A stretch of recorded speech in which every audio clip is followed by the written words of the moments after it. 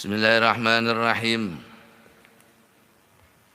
Qala musannif rahimallahu ta'ala wa nafa'ana bi ulumihi fid dharain amin. Babul qatli. Bab akan membahas tentang membunuh, dosanya, ancamannya orang yang membunuh kayak apa.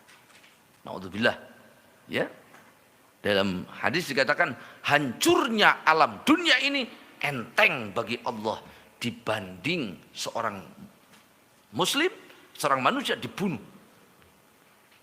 Hancurnya alam ini gak buat Allah murka. Tapi manakala ada seorang membunuh saudaranya tanpa alasan yang dibenarkan agama, murka Allah. Naudzubillah. Wa man lan utawi sapa wong yaktul mateni yasiman mukminan ing wong mukmin mutamidan hale sengaja. Fajazauhu mangko utawi balesane man Jahannam iku neraka jahannam khalidan hale kekal fiha ing dalam jahannam. Wa ghadibalan bendu Allah ya Allah alaihi ing atase man. Wa la'ana lan ngelaknatu ing man. Wa adda lan nyapaken ya Allah lahu kedue man azaban azima. Azaban ing siksaan aziman kang gede agung. Barang siapa yang membunuh saudaranya muslim, mukmin, satu alasan sengaja, dosanya apa balasannya? Jahannam khalidan fiha, selamanya di neraka. Banyak ulama sahabat Nabi mengatakan orang yang membunuh saudaranya tanpa uzur, tanpa alasan dibenarkan dengan sengaja, maka faqad kafar. Adapun madzhab ulama Ahlussunnah wal Jamaah karena mengumpulkan berbagai hadis, orang yang membunuh saudaranya muslim itu termasuk dosa besar kalau dengan sengaja. Termasuk dosa besar. Loh kok nggak kafir? Kalau mustahil itu orang yang menghalalkan membunuh, membolehkan membunuh. Apa kuno pateni baik. Nah itu baru dia menghalalkan sesuatu yang diharamkan oleh Allah, baru statusnya murtad karena menghalalkan yang diharamkan oleh Allah. Tapi kami la nukafir mu'minan bil wizri. Kami tidak akan mengkafirkan seorang mukmin karena berbuat dosa. Oh, ini dosa besar, kafir. Enggak. Dosa besar. Dosa besar. Kalau dia tobat, diampuni oleh Allah. Jangan main-main, Mbak ya, Masya Allah. Dulu zaman sahabat Nabi itu ada dua orang laki-laki. Dua orang laki-laki ini orang Ansor, dulunya bermusuhan. Satu dari Aus, satu dari Khazraj. Aus dan Khazraj itu berperang puluhan tahun. Sampai Nabi datang, allafa baina qulubihim, didamaikan oleh Nabi sehingga mereka seperti saudara. Nah ada dua orang ini, satu Aus, satu dulunya musuhan, ketemu di medan perang dari suku yang berbeda. Dua-duanya masuk Islam. Rupanya yang satu masih ada dendam sama yang ini. Begitu karena udah saudara, ketemu di jalan yang satu ngucapin salam, assalamualaikum. Padahal dulunya musuhan. Yang di hatinya masih ada marah dendam itu. Waalaikumsalam, jawab. Begitu melenceng dibunuh dari belakang. Dibunuh dari belakang. Itu dia datang kepada Nabi. Dia sadar begitu habis bunuh. Ya Rasulullah, saya membunuh saudara saya Fulan bin Fulan. Kata Nabi, mohonkan ampun kepada Allah. Kata Nabi, enggak. Kau membunuh saudaramu, saya tidak akan mintakan ampun. Besoknya datang lagi, ya Rasulullah, saya tobat, mohonkan ampun. Kamu membunuh saudaramu yang mengucapkan salam, saya tidak mohonkan ampun. Datang lagi ketiga, Nabi nolak. Sampai akhirnya orang itu mati, Pak. Begitu mati itu kuburnya digali, mau dimasukin nyempit lagi. Digali, udah capek-capek gali, tanahnya keras. Begitu mau dimasukin, nyempit lagi itu kubur. Akhirnya apa? Karena ini harus dikubur, lama-lama busuk. Akhirnya apa? Sudah, cara nguburnya gini saja. Cari jurang. Dicari jurang. Dilemparkan itu mayat dari atas jurang ke dalam jurang itu. Cukup sampai situ? Oh, nggak bisa.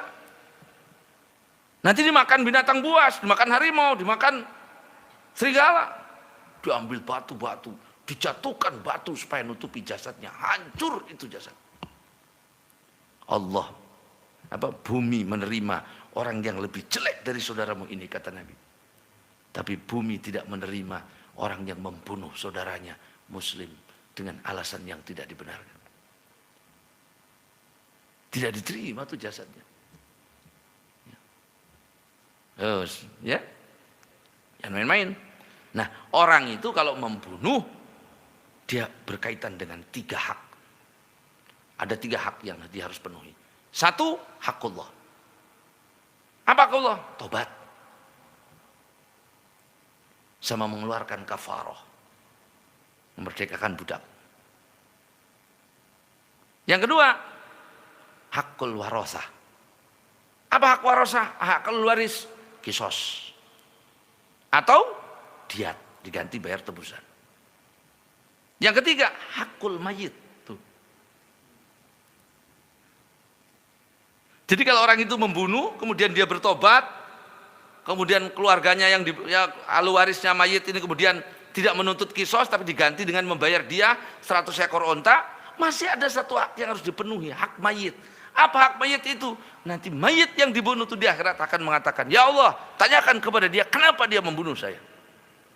Atas dasar apa dia membunuh saya? Salah saya apa ya Allah sampai dia membunuh saya?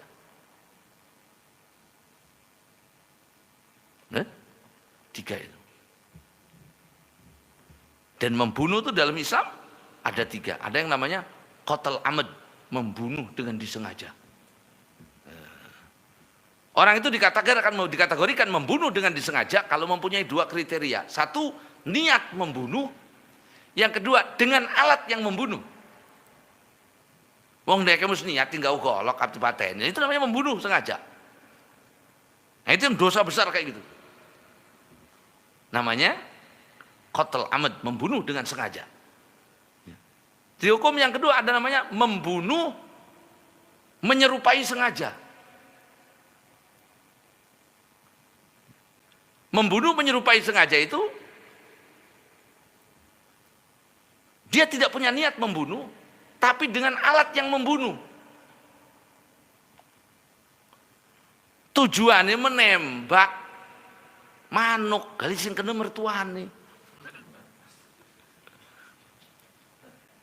Misalnya tujuannya ya nembak kambing, lo yang kena kok orang. Nah, itu namanya menyerupai sengaja. Kenapa menyerupai sengaja? Karena dia menggunakan alat yang membunuh. Walaupun dia tidak niat membunuh orang itu. Saya meniat nembak tiang listrik, gali mantul, kenang dek, mati. Ada aturannya juga. Yang ketiga ada membunuh khotoan, tidak disengaja. Apabila apa? Apabila tidak terpenuhi 2 syarat itu. Dia tidak niat membunuh dan tidak dengan alat yang membunuh. Wong nimpuk karo krikil. Barang ditimpuk wongnya kaget ketabrak kereta mati. Dosa ya enggak lah, itu namanya enggak sengaja. Cuma dilempar pakai pulpen kaget wongnya duwe jantungan mati. Ini tadi nih, ya Rabbi